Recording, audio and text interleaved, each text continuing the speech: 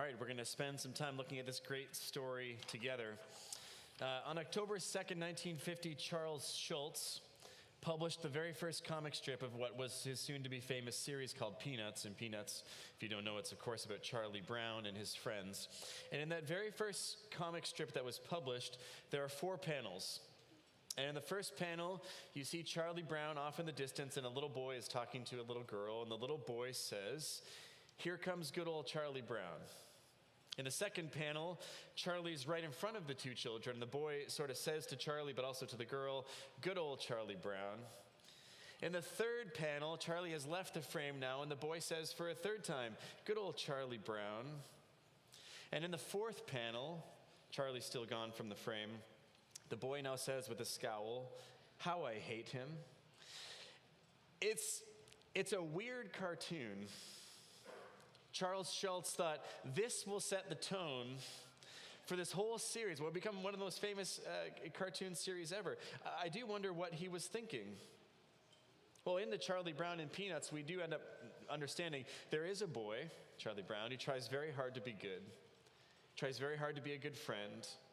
And yet, for unknown reasons, at the very beginning of his story, we find out there is a little boy who is kind to his face, good old Charlie Brown, and hates him behind his back. It's not so dissimilar from our story today. We quickly find out Daniel is a very good man. He's an impeccable public servant. He's an honest politician. And people hate him and decide they want him to die. This story is about Daniel, of course. It's about lions, as an angel shows up, but really is about a God who is faithful to his people, even when they are hated, even when they are threatened with death. A God who protects and helps, and as we find out, doesn't always spare his people from difficult trials, but saves them in the midst of their trials. I want to take our text today in 3 parts. We'll first talk about trouble, obviously, then the rescue, and then finally a doxology. As you recall, if you were here last week, if you've been following along this series with us, Babylon is under new ownership. The Medes and Persians have invaded. Belshazzar has been killed, and this new king, Darius, is on the throne. And like any new leader, he's like, I'm going to reorganize everything. I'm going to put satraps over different parts of the kingdom, 120 of them. Every satrap, according to verse 2, was to take charge of his area so the king wouldn't suffer loss. And the overtone here is financial. They're like, you are in charge of, this province or this section of territory, and make sure we get all the tax revenue that we can. Making us realize ancient world, our world, pretty much the same. Let's not lose any tax revenue. And over these 120 satraps, Darius appoints 3 high presidents or high officials, depending on your translation, and they are going to hold the 120 accountable.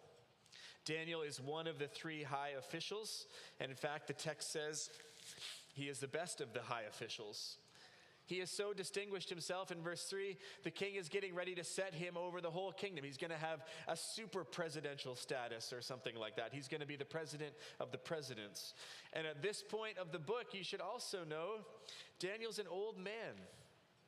If he was taken captive around 605 as either a teenager or a young person, and Babylon fell in 539, then I know you can do the math in your head, but I'll tell you, it means Daniel is in his mid to late 80s at this point. He's a senior citizen, and he's still running administrative circles around all the other officials. He's just an exceptional leader. Daniel's killing it. But unfortunately, the success has made him some enemies. And just like with the little boy and Charlie Brown, we don't know why they hate him. Why do the presidents and satraps want to take him down? Maybe they're just jealous. Maybe they still consider Daniel a foreigner and an outsider. In verse 13, they accuse him in part of being a Jewish exile. It's possibly that they're just kind of xenophobic. They don't like that he's a foreigner. Maybe they hate him for religious reasons. He doesn't worship their gods. They don't like that. They want to take him down. But the problem with taking Daniel down is he's squeaky clean.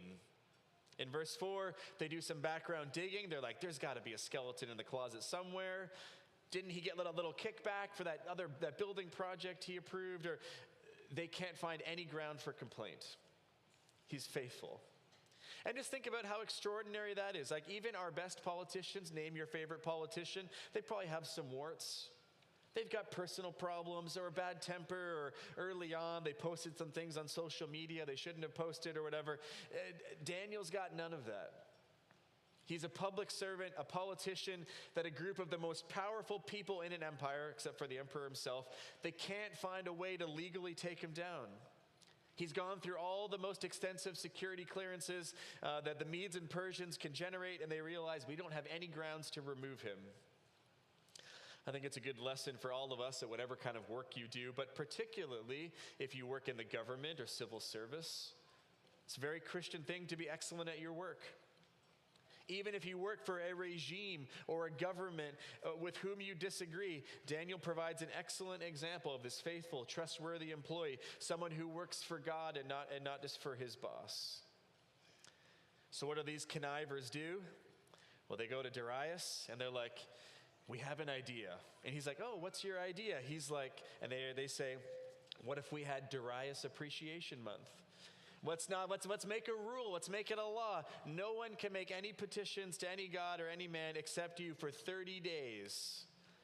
And in this context, petitions clearly mean religious prayers. And included with this law, we also have this other idea. Maybe if anyone breaks it, they can die. We can feed them to the lions.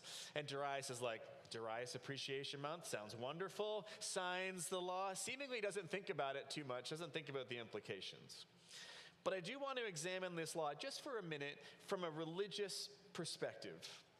On the surface, it sounds a lot like what happened with Shadrach, Meshach, and Abednego, and there are a lot of similarities. In both cases, there's a law passed by an emperor that conflicts with the law of God and carries the death penalty. So on that basis, they're pretty close. Babylon has fallen. Persia now runs the world. Same problems are being had. Emperors keep emperoring. They keep doing emperor things, making these laws. The one important difference here is that this law is much more passive. So with Shadrach, Meshach, and Abednego, remember, they were at this big party, and they're like, when the music plays, bow to that giant idol, or we're going to kill you. This is a little bit different. Here, Daniel only has to stop praying. They don't say, bow your knee to Emperor Darius right now. Just neglect your duties. Or you could argue, why didn't he just go underground? Maybe you read the story and you're like, he could have prayed in secret. He could have prayed in his bed or in an inner room where no one would see. I think it's an important question for us to consider. If this kind of law were passed in Canada this week, hey, you're only allowed to pray to Mark Carney or whatever god they chose or whatever. Let's say they made that law. How much would it affect your life? If prayer to God were banned for 30 days, would anyone in your life notice anything different about you? It's kind of humbling to consider. But Daniel chooses to carry on with his previous habit. It says, as he did before, this kind of semi-public prayer. He's not sort of in the public square, but he's at home in front of the window. And according to verse 10, he knows about the law. He knows about the consequences. He doesn't accidentally break it. He breaks it on purpose. I do wish we had more access into Daniel's thinking. Because from church history, we know plenty of Christians over the centuries, they've chosen to go underground when threatened. Daniel does not. And I think either response or both responses can be justified by both our conscience and the scriptures, but we don't know Daniel's motivation, and I wish he had said, this is the reason I'm doing it. Actually, interestingly, Daniel only speaks once in this whole chapter. Things are happening around him, the storm is swirling. Darius talks a bunch of times. Daniel only talks once, which we'll get to later. But either way, he goes home, he goes to the windows which are open towards Jerusalem, he gets down on his knees, and he prays as was his custom. Now maybe you're wondering why this particular habit of prayer, why Jerusalem, why kneeling, why 3 times a day. It's very interesting. In 1 Kings 8, King Solomon is dedicating the temple. They just finished building it. They have this big worship service. He's praying to God. He says, and he prays, in the future, when God's people have broken all the laws and they're in exile, what they should do is they should humble themselves. They should face towards Jerusalem and the temple from whatever land they are in, prays Solomon, and they should ask God for deliverance. And it's amazing. Hundreds and hundreds, maybe thousands of years later, Daniel is doing exactly what Solomon said he should do. He's facing Jerusalem. He's kneeling to show his humility, and 3 times a day really shows a commitment to the work of prayer. But on this day, Daniel isn't just obeying God, he is defying an emperor. He knew the law. He decides to obey God anyways. It's remarkable courage. Imagine a senior citizen. Maybe you can imagine someone in your life who's 85 or so, well into their later years, showing this kind of courage. Or imagine one of our most senior government officials in Canada, not the prime minister. Think of a premier or someone quite high up in the government. Imagine them breaking a famous law that carries the death penalty. Would have sent crazy ripples throughout the empire. And also notice this habit seems to have been cultivated long before this pivotal moment. We'll see, actually, later in Daniel, we'll see more about Daniel's prayer habits. But if you want to be a faithful senior citizen who prays, if you want to be a government official who prays, a civil servant who prays, we learn from Daniel it's best to start sooner rather than later. If when you read this story, you're like, I would like to be the kind of Christian who could pray in the face of an emperor's command, well, you probably need to start praying before that command is given. So he goes home and he prays. Now, do you know the word cloying? Have you heard that word before? Cloying, excuse me. It means something excessively rich or sentimental to a disgusting degree. We use it to describe food, when food is excessively sweet. We also use it sometimes to describe human behavior. And this is the word that comes to mind, at least when I read this chapter, about all these other officials, because they are watching Daniel's house. They're like in the bushes or something, and they're like, there he is at the window. They find him praying, and they like scurry off to the king's court. This is how I picture it, at least in my mind. And you can think about how verse 12 happens. They like get to the king's court and they're like, oh, hey, king, remember just the other day when you made that injunction about petitions? And if anyone did that, we should throw them to the lions. And the king's like, of course I remember that. Darius Appreciation Month, my favorite time of year, my irrevocable law. Yeah, and it's great. And then, of course, the knife twist. They say, oh, yes, you remember Daniel? Yeah, he broke the law, probably like on the first day, the first morning. The king realizes now what he's done. Darius finally clues in. He's distressed. He tries to figure a way out of this, kind of gets his best lawyers together. Like, is there a loophole? Can we find, eventually the sun goes down. Darius is out of time and he reluctantly sentences Daniel to death.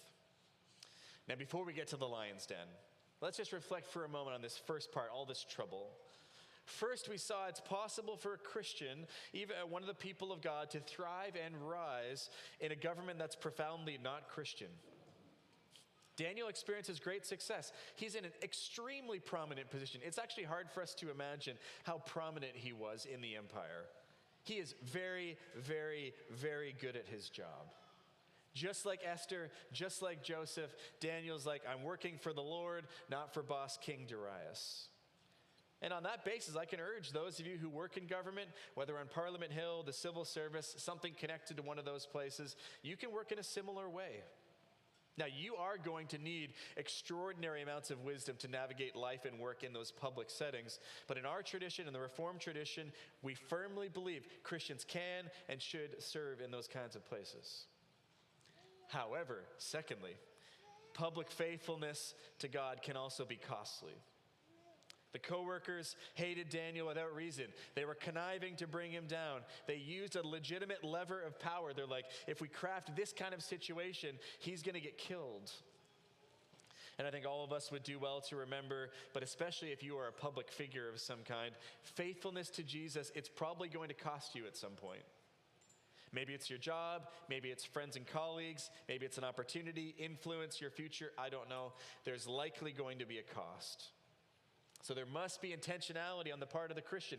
If you're a Christian, to say, I need to figure out how to be ready for the cost. How do I cultivate a life of prayer and wisdom and worship of God so that when the check comes due, you're ready to pay it? And Daniel was, of course, ready. Which takes us to part 2, the rescue. King Darius finally figures out in verse 14 what these satraps and presidents were up to. He's like, oh no, I've laid this trap for Daniel. He's distressed by it. This shows, I think, his friendship or his appreciation for Daniel. He doesn't want Daniel to die. He tries to figure out a way around it. Verse 15, the conspirators come back and they're like, hey, just so you know, it's impossible to change the law. They kind of cite the law to him, which, by the way, isn't exactly true. Maybe you've read this story. I have in the past and thought, if Darius is emperor, can't he just do whatever he wants? Like, emperors are doing whatever they want all over the book of Daniel. Can't he just be like, I have a new idea, a new law? Basically, according to my research, yes, he could have changed it. However, it would have come at an immense personal cost to Darius, possibly even threatening his own kingship. So, could he have overturned the law? Possibly, probably, but he might have, lost his own head or had like a revolt of some kind or whatever. Either way, the king lives with what he's done. Verse 16, he issues an order for Daniel to be brought and thrown into the lion's den. But he says something interesting. If you look right at the end of verse 16, he says to Daniel, may your God, whom you serve continually, deliver you. Now, I don't know what that sounds like to you in English. Maybe it sounds like a wish, a hope. Commentators will tell you the Aramaic is more forceful here than wishful. It can almost be read as an affirmation, as if Darius is quite confident that God can save Daniel.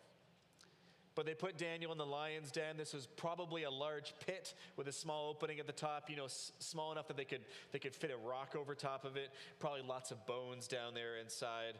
But they bring the stone, they lay it over the mouth of the den, and they seal it. Daniel, being a senior citizen, I think was likely lowered down by a rope. The den is sealed with a large rock, the signet of the king, the signet of his lord. It's just basically saying, so if anyone breaks the seal, if someone sneaks Daniel out, that they're going to know. Now, keen readers of the Bible may notice some similarities to the tomb in which Jesus was placed.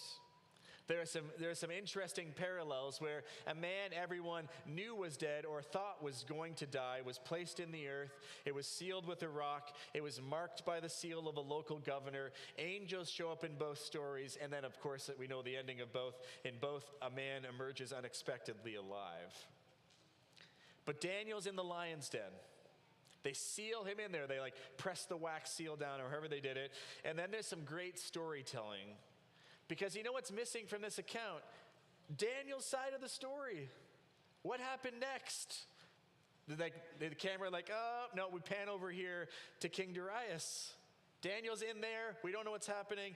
Darius is back at the palace, and he's in an awful state. He can't sleep. He doesn't want any comfort, no women or musicians or whatever. And it says he spends the night fasting.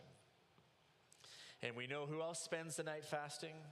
The lions also spend the night fasting. In contrast to VeggieTales, you can't believe VeggieTales, no pizza is ordered to the lion's den, okay? No one eats during the long night. Darius doesn't eat. Daniel, of course, we presume doesn't eat. The lions don't eat.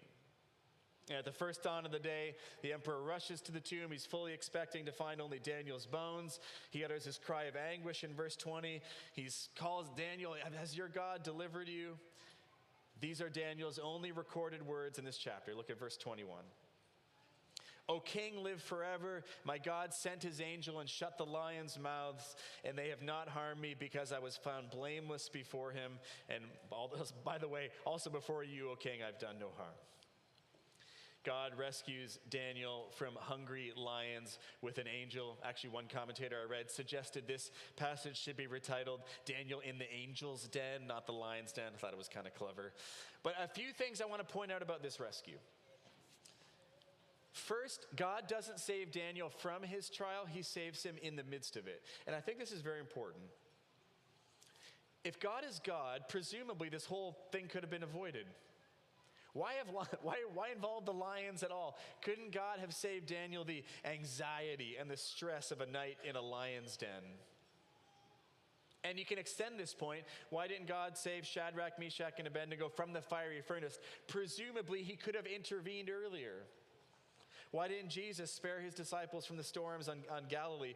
It seems, as we read the Bible, God regularly saves his people in their trials, not from their trials.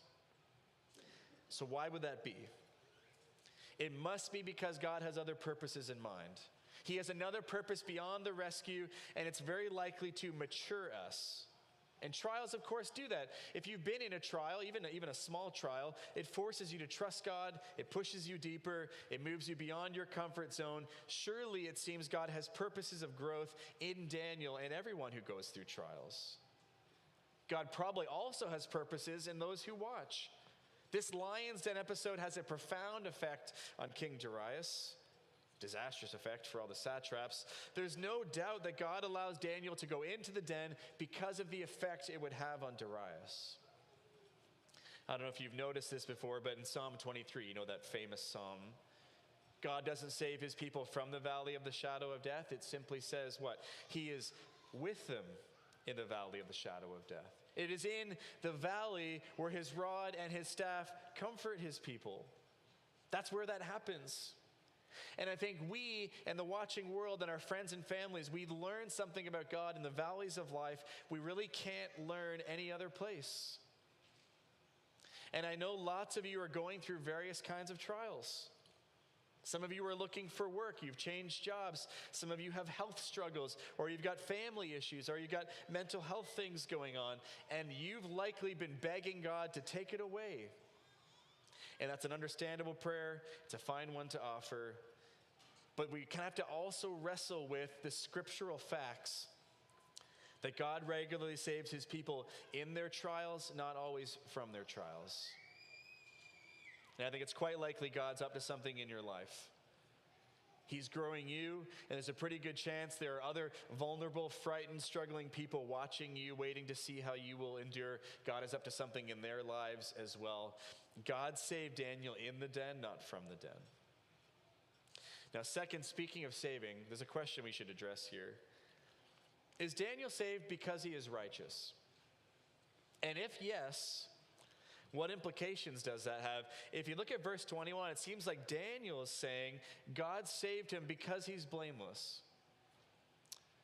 So if that's true, what does that mean about St. Ignatius of Antioch? Maybe you don't know St. Ignatius of Antioch. He was fed to lions in the Colosseum at Rome. What does it mean then about Christians who were killed by wild beasts during the reign of Nero? God did not spare them from the wild beasts or from the lions. Were they not as righteous as Daniel? It's a question we have to ask because the words are sort of in Daniel's mouth. The answer has to be no. And I'll tell you why. Because Daniel was indeed blameless, but we've got plenty of other scriptural examples of people who were also blameless and still suffered greatly. Take, for instance, Job, described in a very similar way, suffered greatly, lost just about everything. God saved Daniel because he was pleased to do so, not because Daniel's righteousness forced his hand. I really think the intent of the words in verse 21, Daniel is emphasizing his innocence to King Darius. Third, final thing we need to think about here is another miracle. This is the latest in a long string of miracles performed by God in Babylon. God has rescued a group of young men with a special diet. Remember that, chapter 1?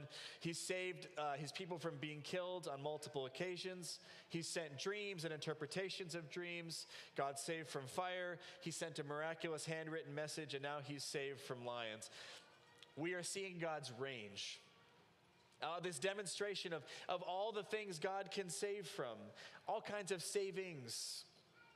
We're reminded God isn't a narrow God or a limited God. He's a God of everything and everyone and everywhere. And it reminds us, God can save. God does save. God sometimes intervenes. He's got the power to do it. He can send an angel to close lions' mouths when he sees fit. Now, part 3.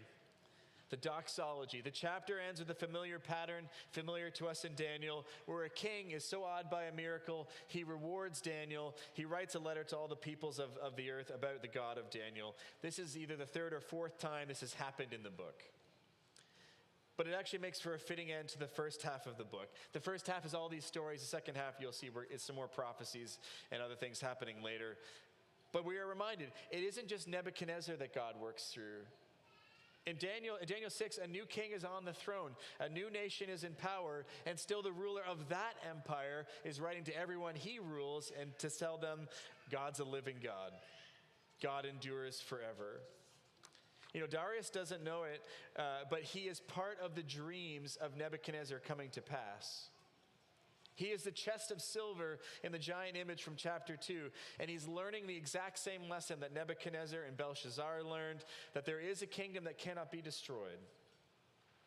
But it's not Babylon, it's not Persia, it's not Greece, it's not Rome, it's not Great Britain, China, America, anything else. It is the kingdom of God.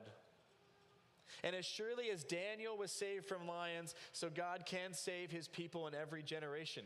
We live in tumultuous times. Every 4 years, we get a new king or queen, functionally speaking. Governments rise and fall. Laws pass and fail. Sometimes we have a red government or a blue government or a red, orange, and green government, and some other color is going to emerge at some point. We have all sorts of rulers.